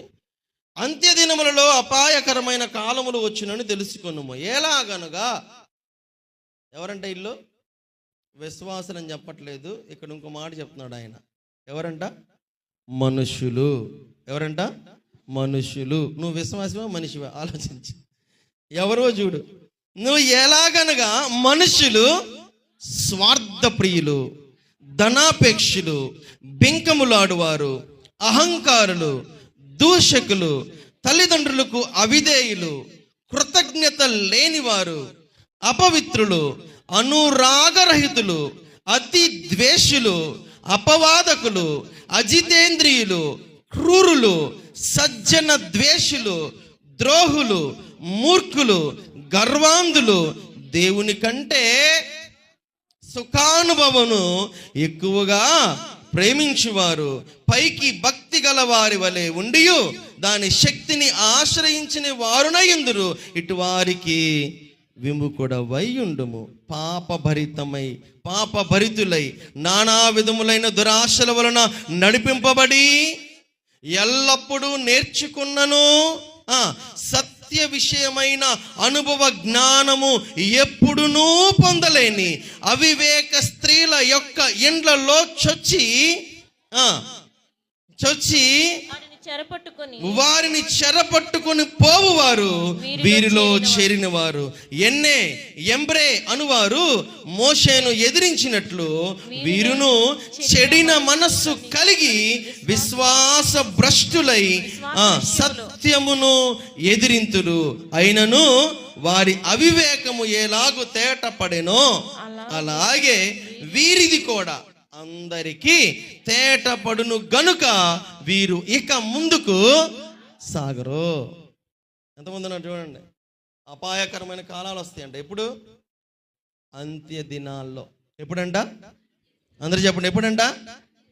ఎప్పుడండి అంత్య దినాలు అంటే ఇవే అంత్య దినాలు. ఎప్పుడు? ఇవే అంత్య దినాలు.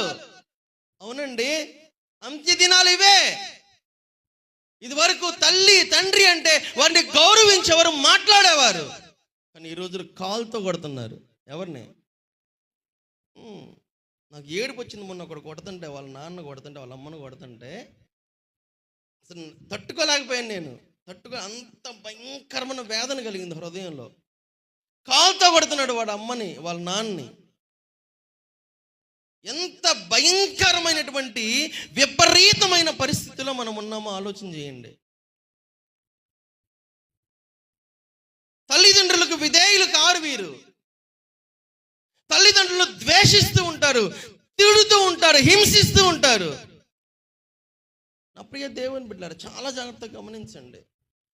ఆయన ఈ అపాయకరమైన కాలాలు కాబట్టే మనుషులు ఎలా ఉంటే స్వార్థ ప్రియులుగా ఉన్నారు. ఎలా ఉన్నారు అంటే నమ్మిస్తారు, బాగా మోసం చేస్తారు. బాగా నమ్మిస్తారు, కానీ ఏం చేస్తారు? మోసం చేస్తారు. ఇలాంటి పరిస్థితులు అంటే ఎక్కడున్నాయి? ప్రస్తుత కాలంలో ఉన్నాయి, సమాజంలో ఉన్నాయి. ప్రస్తుత ఉన్నటువంటి పరిస్థితులు అలాగే ఉన్నాయి. మరి ఇలాంటి పరిస్థితుల్లో సంఘం ఎలా ఉండాలి? ఏమండి, సంఘం ఎలా ఉండాలి? వాటితో ఉండేటువంటి వారిగా కాదంట. ఎలా ఉండాలంట? ఒక శ్రేష్టమైన సహవాసంలోనికి రావాలంట. హల్లెలూయా. అమ్మ, ఎక్కడికి రావాలా? చెప్పండి అమ్మ, ఎక్కడికి రావాలి? మరి ఇలాంటి అపాయకరమైనటువంటి పరిస్థితులను జయించాలంటే నీకు బలము కలగాలి. నీకు బలము కలగాలంటే నువ్వు ఎందులోకి రావాలి? సహవాసంలోనికి రావాలి. ఎక్కడికి రావాలి అంటే ఎక్కడికి రావాలి? మందిరంలోకి రావాలి. ఎక్కడికి రావాలండి? మందిరంలోనికి. హల్లెలూయా. కాబట్టి నా ప్రియ దేవుని బిడ్డలారా, మనకు ఒక బాధ్యతను దేవుడు ఇచ్చాడు. ఒక విశ్వాసిగా నిన్ను ఎందుకు ఎన్నుకున్నాడు తెలుసా? ఒక విశ్వాసిగా నిన్ను దేవుడు ఎందుకు ఎన్నుకున్నాడు? ఈ విషయాన్ని నీకు తెలుసుకోకపోతే, ఈ విషయం నీకు అర్థం కాకపోతే నీ జీవితం అంతా వ్యర్థమైపోద్ది. మనందరిది ఒక్కొక్కరము ఒక్కొక్క పొజిషన్లో ఉన్నామా? అంటే మీ ఇంట్లో మీరు, మీ కుటుంబాల్లో మీరు, మీ వ్యక్తిగత హోదాల్లో మీరు, మీ ఉద్యోగాలు చేసే చోట, వ్యాపారాలు చేసే చోట మనందరికీ కొన్ని కొన్ని కొన్ని కొన్ని ఇవ్వబడ్డాయా? మనందరికి ఉన్నటువంటి స్థితిని బట్టి దేవుడు మనల్ని ఎన్నుకున్నాడా? ఎన్నుకున్నప్పుడు మనం ఏం చేయాలి? మనమున్న స్థలములో దేవునికి మహిమకరమైన జీవితాన్ని జీవించాలి. ఎక్కడ నేను చదువుకున్న చోట నా చుట్టూ ఉన్న పరిస్థితులు దేవునికి మహిమకరంగానే ఉండాలి. వద్దరా అమ్మాయి జోలికి పోమాకండ్రా, రే అబ్బాయి జోలికి పోమాకండ్రా, వాడు జోలికి పోమాకండ్రా. వాళ్ళు ప్రార్థనకి వెళ్తాడు, చాలా పవిత్రంగా ఉంటాడు, వద్దొద్దు వాడిని కదిలించి మాకండి. నీ గురించి ఈ సాక్ష్యం రావాలి పక్క నుంచి కదా. నీ దగ్గర సెల్ ఫోన్ ఉండదు, కానీ పక్కన దాంట్లో మాత్రం అట్లా చదువుతుంటారు చాలామంది. వాడేం చేస్తున్నారు, వీళ్ళేం చేస్తున్నారు? నీ ఉన్న స్థలములో నీ వలన ఏం రావాలి? దేవునికి మహిమ రావాలి. నువ్వు అలా నిలబడాలంటే ఖచ్చితంగా మందిరములో సహవాసంలో ఉండాలి. హల్లెలూయా. నీవు ఉన్న సహవాసం మన చెడగొట్టేవాడిగా ఉండకూడదు. నువ్వు చెడగొట్టే వాళ్ళగా ఉండకూడదు, బలహీనపరిచేవారుగా ఉండదు. ఏం ప్రార్థన, ఎప్పుడు చేసిన ప్రార్థన అంట, ఇంకేమి లేదా? ఇంకేం కావాలి? ఏమండి, ఏం కావాలి? నువ్వు రాగవో, నువ్వు ఉండు, మౌనంగా ఉండు, లేదంటే నువ్వు వెళ్ళిపో. అంతేగాని సహవాసంలో బలపడేటువంటి వాళ్ళని మాత్రం బలహీనపరచమాకు. అది నీకు మంచిది కాదు, ఎవరికి మంచిది కాదు. కాబట్టి చాలా జాగ్రత్తగా గమనించండి. ఇదివరకటి రోజుల్లో చాలా జాగ్రత్తగా గమనించండి. ఇదివరకటి రోజుల్లో ఏదో సాధిద్దామని, ఏదో చేద్దామని చాలామంది సన్యాసులు ఎక్కడికి వెళ్తారు? హిమాలయ పర్వతాలకు వెళ్తారు. రోజుల తరబడి తపస్సు చేస్తారు. దేని గురించి? జడలు పెరిగిపోతుంటాయి, ఒళ్ళంతా మట్టి కొట్టుకుపోయి ఉంటుంది కదా. మీరు గింబమేళ జరిగినప్పుడు చూడండి, వాళ్ళందరూ ఎక్కడి నుంచో వస్తుంటారు. ఎక్కడి నుంచి? వాళ్ళని ఎవడైనా ఏదైనా కదిలించాడు అనుకో, వాడికి ఎక్కడ లేని కోపం వచ్చింది. వీడు అన్ని సంవత్సరాలు అది చేసిన ఏం చేయించలేకపోయాడు? చెప్పండి, ఏం చేయించలేకపోయాడు? కోపం చేయించలా కదా. నువ్వు గంటల తరబడి ఇంట్లో కూర్చొని బైబిల్ చదివినా, గంటల తరబడి ఇంట్లో కూర్చొని ఏదో చేద్దామని నువ్వు అనుకున్నా సహవాసంలోనికి రాకపోతే నీకు ఆత్మీయమైన లక్షణాలు అలవాటు కావు. మీరు ఏమైనా చనుకోండి, ఏదైనా చేయండి, కానీ మనము ఏదో మా ఇంటి దగ్గర మేము ప్రార్థన చేసుకుంటున్నాం, మా ఇంట్లో మేము ఉంటాం, మా ఇంట్లో మేమేదో చేస్తామండి, నేను సహవాసం రావాల్సిన అవసరం ఏముంది, నేను బాగా ప్రార్థన చేస్తాను, నేను బాగా ఉంటాను అంటే కుదరదు. ఖచ్చితంగా సహవాసంలోనికి రావాల్సిందే, సంఘంలోనికి రావాల్సిందే, ఆత్మీయమైన బిడ్డలతో సహవాసంలో నిలబడాల్సిందే. అప్పుడే ఆ లక్షణాలు వస్తాయి, అప్పుడే ఆ బలం వస్తుంది, అప్పుడే ఆధ్యాత్మికమైనటువంటి బలహీనతను జయించగలిగే బలం మనలోనికి వస్తుంది. నువ్వు సహవాసంలో రాకుండా ఏదో ఊరగా వచ్చి కంటి తుడుపుగా దేవుని ముందుకు వచ్చి నిలబడి వెళ్ళిపోతే కుదరదు. సహవాసంలో నిలబడాలి. అందుకనే వారంటారు, పాడైపోయినటువంటి మందిరంలో ఇక మేము అన్నట్టు చేరుకోలేమనుకున్నాం, కానీ ఇప్పుడు చేరుకున్నాం కాబట్టి మా దేవుని మందిరమును మేము విడిచిపెట్టము అంటారు. హల్లెలూయా. కాబట్టి నా ప్రియ దేవుని బిడ్డలారా, మీ కొరకు మీరు అనుకున్నారు మా గురించి ఎవరు పట్టించుకుంటారండి. నీ గురించి ఎలా పట్టించుకుంటారు? నువ్వు సహవాసంలోకి వచ్చి నీ గురించి చెప్తే అప్పుడు నీ గురించి ప్రార్థిస్తారు. ఆదివారం క్రైస్తవులు అనేది అందుకే. నువ్వు కేవలం ఆదివారం వచ్చి అవునా వాళ్ళకి బాగలేదా, నాకు చెప్పలేదే, చాలామంది ఇలా అంటారు, నాకు చెప్పలేదే, నాకు తెలియదే. ఎట తెలిసిద్ది? నువ్వు వచ్చి అరగంట ఉండి వెళ్ళిపోతే నీకు తెలిసిద్దా? తెలియదండి. నీ ఇంట్లో కూర్చొని నేను రుబ్బుకుంటున్నాను, ఏదో చేస్తాను, ఇది చేస్తున్నాను, ఓ సూపర్ డూపర్గా నేను ప్రార్థన చేస్తున్నా కుదరదు. నువ్వు సంఘములోనికి దేవుడు నిన్ను తీసుకొచ్చాడు. సంఘములో నువ్వు ఉన్నప్పుడు సంఘములో ప్రయోజనకరమైన పాత్రగా సహవాసంలో వాడబడాలంతే. అప్పుడు ఆత్మీయమైన బలం పొందుకుంటాడు. సంఘంలో ఆత్మలు రక్షింపబడతాయి, అనేకులు దేవుని వైపు తిరగడానికి అవకాశం ఉంటుంది. అలా కాకుండా మనం మా ఇంటి దగ్గరే కూర్చొని మేము చేసుకుంటామండి, ఆదివారం కూడా వచ్చి వరకు కనపడతామంటే కుదరదు. అలా చేయకూడదు. రావాలి సహవాసంలోనికి. విడిచిపెట్టకూడదు దేవుని మందిరాన్ని. దేవుని మందిరం నిలిచి ఆయన సన్నిధిలో ఆశీర్వాదాలను మనము పొందుకోవాలి కదా. మనం ఏదో చేద్దాం, అది చేద్దాం, ఇది చేద్దాం అని ఒంటరిగా ప్రార్థన చేసుకుంటాం, చేస్తూ ఉంటాం. ఎంత చేసినా లోపల నుంచి ఏది పోదు. జయించారేమన్నా? నా ఒంటరి ప్రార్థన ద్వారా నాలో ఉన్నటువంటి కోపం, పాపపు చూపు, కామక్రియలు, ఆలోచనలు, లేకపోతే ఈ వ్యర్థమైన వాటిని నేను జయించగలిగానండి అనే వాళ్ళు ఎవరైనా ఉన్నారా? వ్యక్తిగత ప్రార్థన అవసరమే, అంతకు మించి సంఘ సహవాసంలో చేర్చబడడం కూడా ప్రాముఖ్యం. అర్థమవుతుందండి? వ్యక్తిగతమైన ప్రార్థనా జీవితం ద్వారా కొంతవరకు నీకు మేలు కలుగుతుంది, కానీ అన్నిటిలో విజయం కలగాలంటే ఎక్కడికి రావాలి? సహవాసంలోనికి రావాలి. అమ్మా ఎక్కడికి రావాలి? సహవాసంలోనికి రావాలి. 84వ కీర్తన చివరికి మాట చదువుకొని ముగించుకుందాం.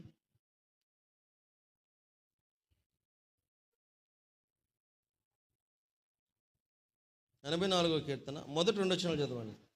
సైన్యములకు అధిపతియగు యెహోవా, నీ నివాసములు ఎంత రమ్యములు! యెహోవా మందిర ఆవరణములు చూడవలెనని నా ప్రాణము ఎంతో ఆశపడుచున్నది, అది సొమ్మసిల్లుచున్నది. జీవము గల దేవుణ్ణి దర్శించుటకు నా హృదయమును నా శరీరమును ఆనందముతో కేకలు వేయుచున్నవి.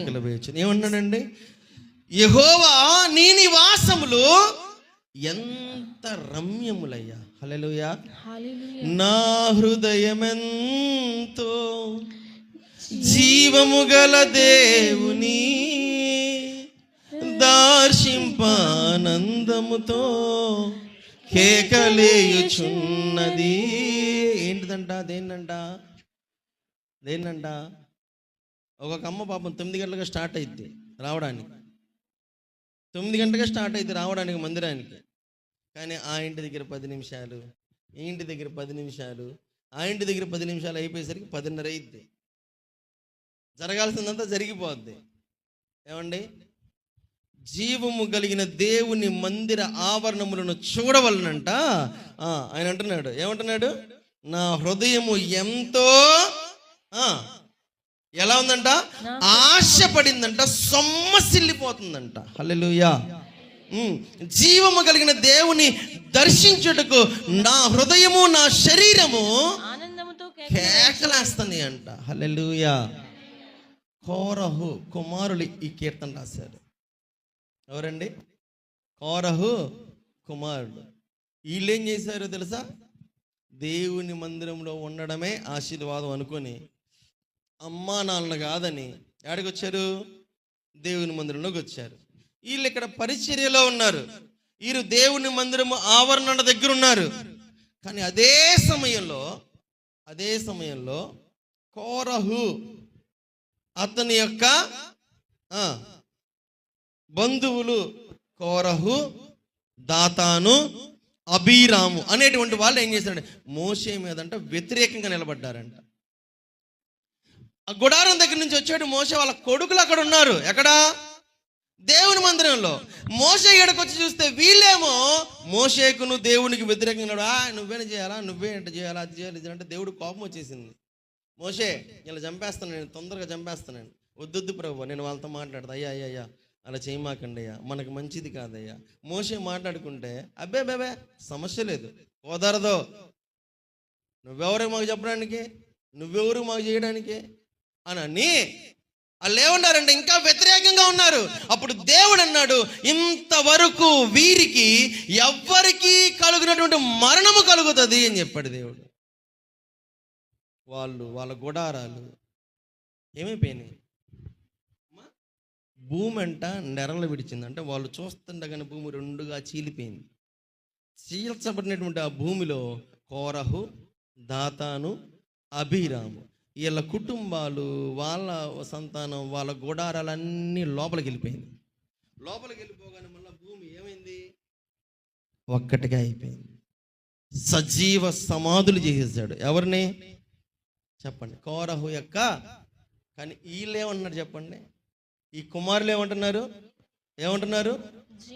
జీవము మా హృదయమెంతో జీవము గల దేవుని దర్శింప ఆనందముతో కేకలేయుచున్నది నా దేహమెంతో నీకై ఆశించే, నా దేహమెంతో నీకై ఆశించే, శాశ్వత కృపలను నేను తాళంచగా కానుకానైతిని నీ సన్నిధిలో, కానుకానైతిని నీ సన్నిధిలో.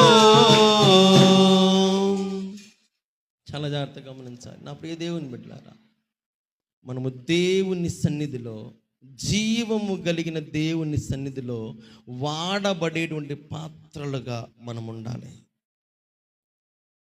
వాడబడే పాత్రలుగా సంఘ సహవాసంలో, సంఘము యొక్క విధానంలో, ప్రార్థనల్లో, సహవాసాల్లో మనము పాల్గొంటూ సంఘము వృద్ధి చెందడానికి మనం ఏం చేయాలి?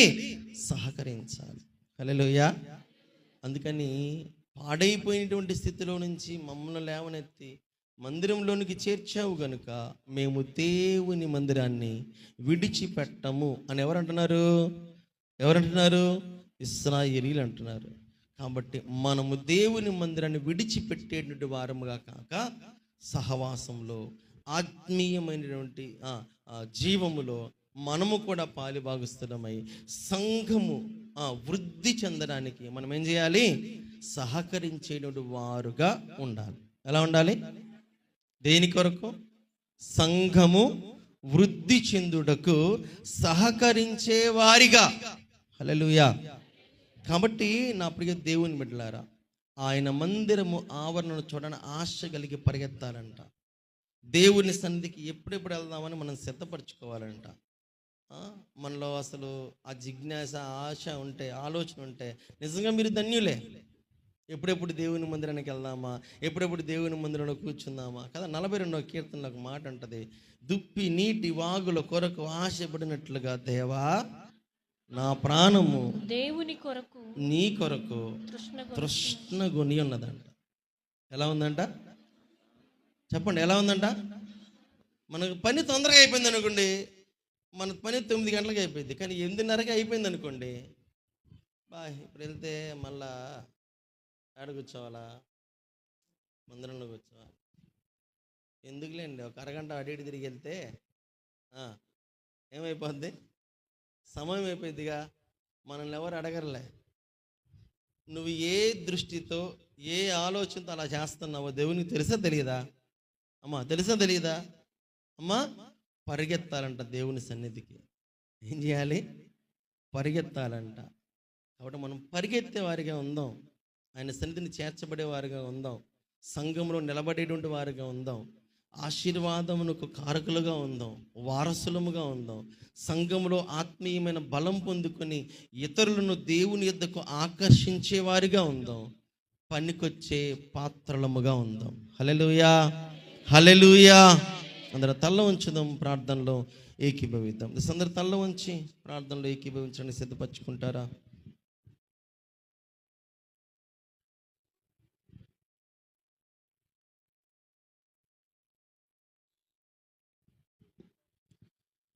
అందరం దయచేసి అందరం తల్ల ఉంచుదాం, ప్రార్థనలో ఏకీభవిద్దాం.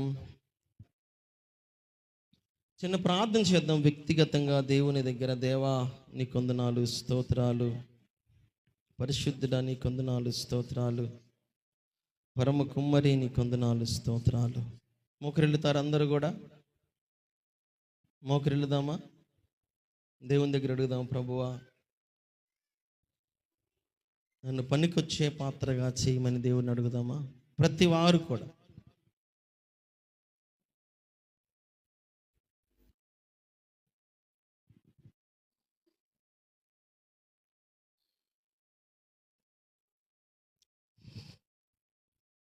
కొద్ది నిమిషాలు వ్యక్తిగతంగా ప్రార్థించాలి, వ్యక్తిగతంగా మోకరిల్లాలి. మోకరిల్లగలిగే వారందరూ మోకరిల్లండి, మోకరిల్ల లేకపోతే లేచి నిలబడండి. ప్రార్థిద్దాం, ఆత్మీయంగా సిద్ధపరచుకుందాం. స్తోత్రాలు, స్తోత్రాలు, స్తోత్రాలు, స్తోత్రాలు. అందరం అడుగుదామా? దేవానికి స్తోత్రాలయ్యా, సర్వోన్నతురానికి వందనాలయ్యా, సర్వశక్తి సంపన్నుడా నీకు వందనాలయ్యా. ఈరోజు కొన్ని మాటలు నిన్ను బాధ పెట్టిన నీ హృదయాన్ని దేవుని కొరకు సిద్ధపరచుకుంటే, సహవాసంలో నిలబడితే, నీ వలన దేవుని నామమునకు ఘనత వస్తే, నీ వలన దేవుని నామమునకు మహిమ రాగలిగితే, ఆయన అంటున్నాడు, నన్ను ఘనపరచు వారిని నేను ఘనపరుస్తాను అని. దేవుడు నీ వలన సిగ్గుపడకూడదు, నీ వలన ఆయన తొక్కపడకూడదు, నీ వలన ఆయన బాధపడకూడదు. ఒకసారి ఆలోచించేయండి, ఎంత భయంకరమైన పరిస్థితుల నుంచి నిన్ను లేవనెత్తాడు, నిన్ను లేవనెత్తాడు. నువ్వు ఉపయోగపడే పాత్రగా ఉండాలని ఆశపడ్డాడు, కానీ దేవుణ్ణి అవమానపరిచే పాత్రగా ఉండకూడదని ఆయన కోరుకుంటున్నాడు. సంఘంలో నీవుంటే దీవెన కావాలి, సంఘంలో నీవుంటే ఉప్పులాగా అందరికీ రుచికరంగా ఉండాలి, సంఘంలో నీవుంటే ఆశీర్వాదకరంగా ఉండాలి. యేసేపు ఎక్కడుంటే అక్కడ ఆయన తోడై ఉన్నాడు, యేసేపు ఎక్కడుంటే అక్కడ ఆయన తోడై ఉన్నాడు,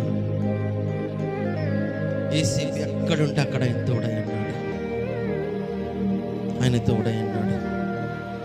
స్తోత్రాలు, స్తోత్రాలు, స్తోత్రాలు, స్తోత్రాలు, స్తోత్రాలు, స్తోత్రాలు. అయ్యా నీ మందిరంలోనికి నేను వచ్చానయ్యా, నన్ను జ్ఞాపకం చేసుకో, నన్ను జ్ఞాపకం చేసుకో. యాకోబును దీవించినట్లుగా మమ్ము కూడా దీవించుమయా. యేసే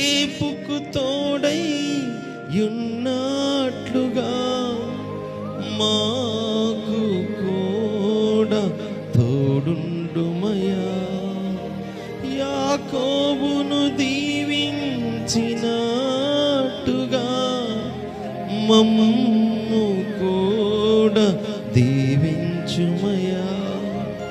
యేసేపుకు తోడై ఉన్నట్లుగా మాకు కూడా తోడుండుమయా. మోషేను నడిపించినట్లుగా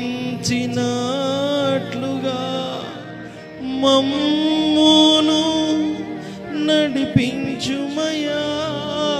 దావీదును హెచ్చించినట్లుగా మమ్మును హెచ్చించుమయా.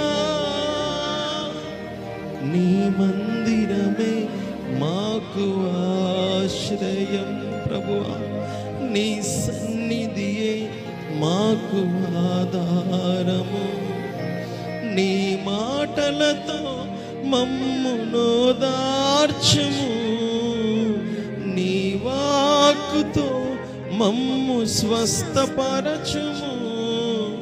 నీవే కదా ఆధారము అమ్మా, నీవే కదా ఆశ్రయం. శిష్యులతో మాట్లాడినట్లుగా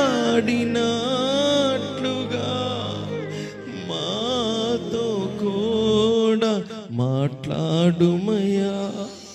పేతురును క్షమించినట్లుగా మమ్ము కూడా క్షమించుమయ్యా. శిష్యులతో మాట్లాడినట్లుగా మాతో కూడా మాట్లాడుమయ్యా.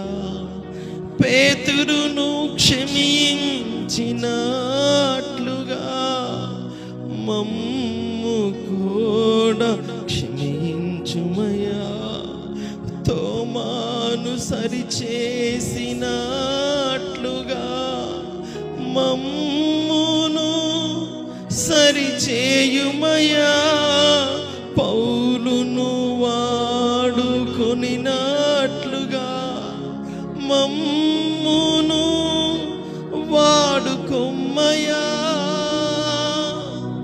నీ మందిరమే మాకు ఆశ్రయం, నీ సన్నిధియే మాకు ఆధారము.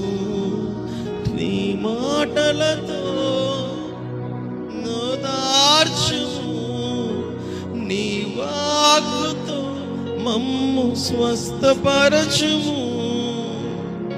నీవే కదా ఆధారము, నీవే కదా ఆశ్రయం. నీవే కదా ఆధారము, నీవే కదా ఆశ్రయం. అవును నా ప్రభువా, నీ మందిరంలో నాయన యాకోబుకు నాయన మందిరం యొక్క ఆనవాళ్ళు కనపరిచి ఇశ్రాయేలుగా మీరు ఆశీర్వదించారు నా ప్రభువా. యేసేపుకు తోడ అయినట్లుగా నాయన ఎక్కడికి వెళ్తే అక్కడ ఫలింపు, ఎక్కడికి వెళ్తే అక్కడ ఆశీర్వాదం. అది గృహమైన చెరసాల అయినా నాయన నీ మందిరానికి చేరిన మమ్మల్ని జ్ఞాపకం చేసుకున్నాయా అయ్యా. నాయన సహవాసంలో నిలబడేటువంటి వారిగా, సహవాసంలో బలపడేటువంటి వారిగా, ఆత్మీయమైన మేలుకొలుపులు కలిగినటువంటి వారమై నీ సన్నిధిలో నిలిచి ఉండే వారిగా మమ్మల్ని జ్ఞాపకం చేసుకోండి నాయన. మా ఉద్దేశపూర్వకంగా అయ్యా నీ సన్నిధిని త్రోసివేసేవారిగా కాక, తృణీకరించేవారిగా కాక, అవకాశం ఉన్న ప్రతిసారి నాయన నీ సన్నిధిలో చేరడానికి సహాయము దయచేయండి అయ్యా. సహవాసంలో చేరడానికి సహాయము దయచేయండి నాయన. అయ్యా నాయన మా ఎదుట నీవు ఉంచిన లక్ష్యములున్నాయి, మా ఎదుట నీవు ఉంచిన గురిని నా ప్రభువా మేము చేరుకోవడానికి సహాయం దయచేయండి నాయన. అయా ఆటంకములను, అయా అనేకమైనటువంటి అపవాది తంత్రములను దూరపరచండి నాయన. నీ ఉన్నతమైన కృపను అనుగ్రహించండి అయ్యా. అయా నా ప్రభువా సంఘములో పనికొచ్చే పాత్రలను తయారు చేయండి నాయన.